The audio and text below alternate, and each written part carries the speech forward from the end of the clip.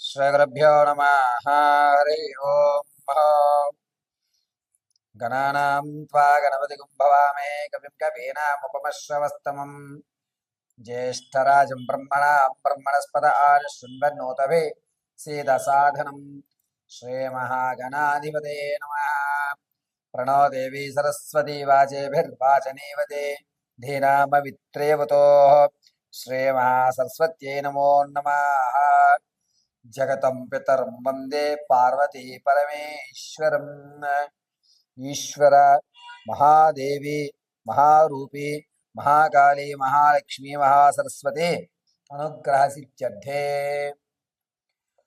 అందరికీ కూడా వచ్చేటువంటి 7వ తారీఖు 9వ నెల 2025 పౌర్ణిమ శనివారం రోజు భాద్రపద మాస శుద్ధ పౌర్ణిమ శనివారం. ఆ రోజు సంపూర్ణమైనటువంటి రాహుగ్రస్త చంద్రగ్రహణం అనేటువంటిది ఏర్పడుతుంది. ఈ రాహుగ్రస్త చంద్రగ్రహణం ఏర్పడటం వల్ల అందులోనూ కర్కాటక రాశి వారికి, శతభిష నక్షత్రయుక్త కుంభరాశి వారికి, కర్కాటక రాశి వారికి ఈ యొక్క గ్రహణము అనేటువంటిది మిక్కిలి దోషంగా గోచరిస్తోంది. అంతేకాకుండా ఈ యొక్క వృశ్చిక రాశి వారు, కర్కాటక రాశి వారు, కుంభరాశి వారు, ఈ 3 రాసుల వారు కూడా చంద్రగ్రహణ ప్రభావం వల్ల వచ్చేటువంటి నెలలో కొన్ని వినూత్నమైనటువంటి మార్పులు చోటు చేసుకుంటున్నాయి.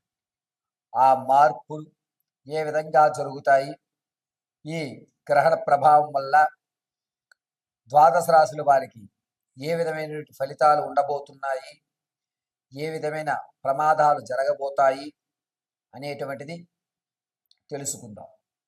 ఇందులో ముఖ్యంగా భాద్రపద మాస శుద్ధ పౌర్ణిమ శనివారం రోజు గ్రహణము అనేటువంటిది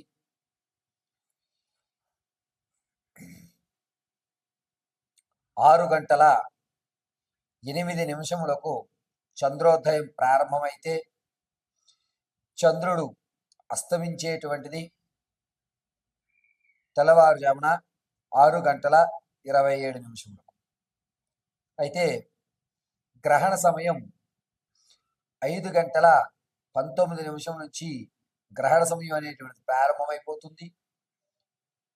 గ్రహణము 9:36 నుంచి ప్రారంభం చేసుకుని, జాగ్రత్తగా వినండి, 9:36 నుంచి ప్రారంభం చేసుకుని ఆ యొక్క గ్రహణ మోక్షము అనేటువంటిది, అంటే విడిపోవడం అనేటువంటిది 1:25 గావిస్తుంది.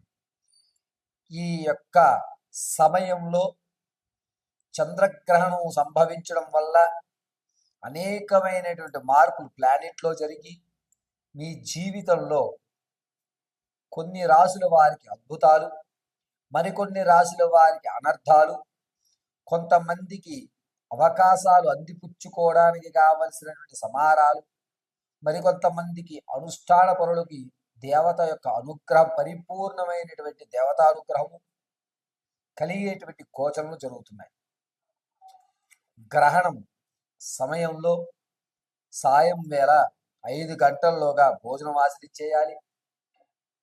ఈ గ్రహణం శనివారం రోజు శుద్ధ పౌర్ణమిలో ఏర్పడుతోంది కావున గర్భిణీ స్త్రీలు ఏ విధమైన జాగ్రత్తలు తీసుకోవాలి, అందులోనూ ముఖ్యంగా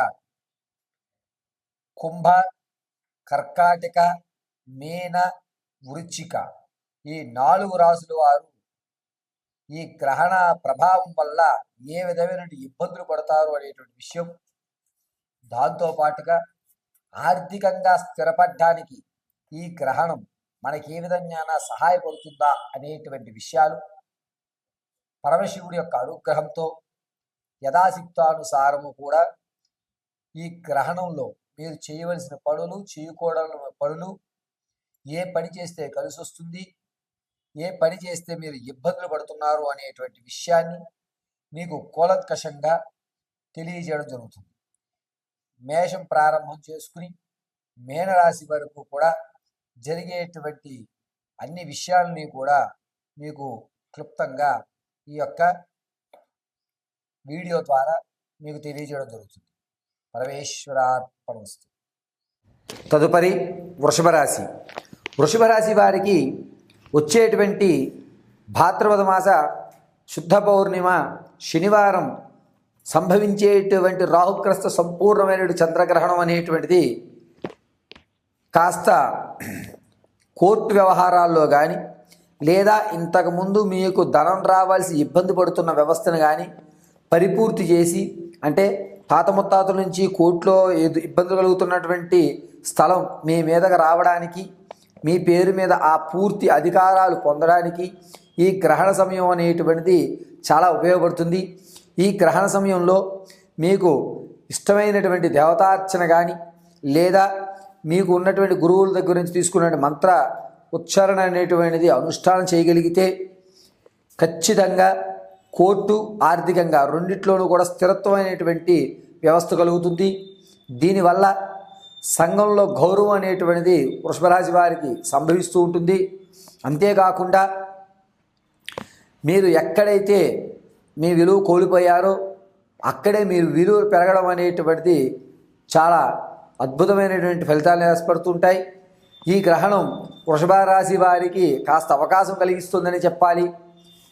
ఇంతకుముందు ఏదైతే అప్పు తీసుకుని అతని చేత నానా మాటలు పట్టారో ఆ అప్పు తీరడానికి మార్గాలు కనిపించాలి అంటే కనుక ఈ గ్రహణ సమయంలో లక్ష్మీదేవి ఆరాధన కానీ లేదా కాలభైరవ అష్టకాన్ని కానీ పఠిస్తూ ఉండండి.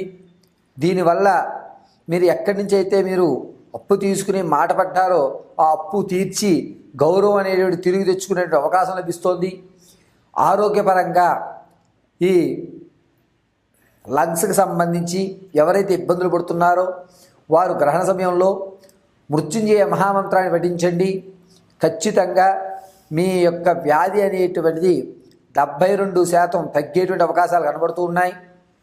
వృషభరాశి వారు ఏ గ్రహణ సమయాన్ని ఉపయోగించుకున్నట్టయితే కనుక గౌరవం కీర్తి అనేటువంటిది పెరగడానికి మంచి అవకాశాలు ఈ గ్రహణంలో సంభవిస్తూ ఉంటాయి. ఇక గర్భిణీ స్త్రీల దగ్గరకు వచ్చేసరికి గ్రహణంలో నియమాలు పాటించుకున్నట్లయితే కనుక జనించేటువంటి శిశువు పేగు మెల్లో వేసుకోవడం, ఎదురుకాలతో రావడం అనేది జరగదు. గర్భిణీ స్త్రీలు మాత్రం గ్రహణ సమయంలో సాయం సంధ్య వేళ 5 గంటల్లోగా మీరు పానీయాలు ఏమైనా తీసుకోండి. 5 తర్వాత తాగితే లిక్విడ్ జ్యూసెసే తీసుకోండి తప్ప ఘన పదార్థాలు ఏవి తీసుకోవద్దు. వృషభరాశిలో ఉన్నటువంటి వారు ఖచ్చితంగా మీరు ఈ నియమం పాటించుకున్నట్లయితే పుట్టేటువంటి శిశువు పరిపూర్ణ ఆరోగ్యంతో జనిస్తుంది. ఎవరైతే 2-3 సార్లు ప్రయత్నాలు చేసి విదేశాలకు వెళ్దామనుకుని వెళ్ళలేక ఏదో ఆర్థిక లేకపోతే కనుక ఆ కాగితాలకు సంబంధించి అంటే పత్రాలు ఏవో లేవని విసిగెత్తి ఎవరైతే విదేశాలకు వెళ్ళాలని ఆగిపోయారో వారు 3వ ప్రయత్నం చేయడానికి ఈ గ్రహణ సమయంలో అమ్మవారి ఆరాధన చేసి సోమవారం రోజు ఉదయం శివాలయంలో చండీ ప్రదక్షిణ చేసి మీరు విదేశాలకు వెళ్ళడానికి అప్లై చేయండి. ఖచ్చితంగా 84% మంచి అవకాశాలు, మీరు అనుకున్నటువంటి పనులు టకటక అవ్వడం, చక్కగా మీరు వెళ్ళాలనుకున్న విదేశ ప్రయాణం సుఖవంతంగా వెళ్ళడం, ఒక స్థితి అనేటువంటిది ఏర్పడటం జరుగుతుంది. అప్పుల విషయంలో ఎవరైతే అప్పు పుట్టడం లేదు, నా దగ్గర ధనం ఆగట్లేదు అనుకుంటున్నారో వారికి ఈ గ్రహణ సమయంలో లక్ష్మీదేవి ఆరాధన చేసినట్లయితే కనుక ధనం అనేది అప్పు పుట్టడానికి మంచి అవకాశం లభిస్తోంది. వృషభరాశి వారికి గ్రహణం అనేటువంటిది ఒక అద్భుతమైన అవకాశంగా, తమ కీర్తి పెరగడానికి మంచి వ్యవస్థగాను ఈ యొక్క గ్రహణం అనేటువంటిది దోహదపడుతుంది. కాబట్టి గ్రహణ సమయాన్ని వినియోగించుకుని వృషభరాశి వారు ఉన్నతమైనటువంటి స్థితిగతులు పొందగలరని తెలియజేయడం జరుగుతుంది.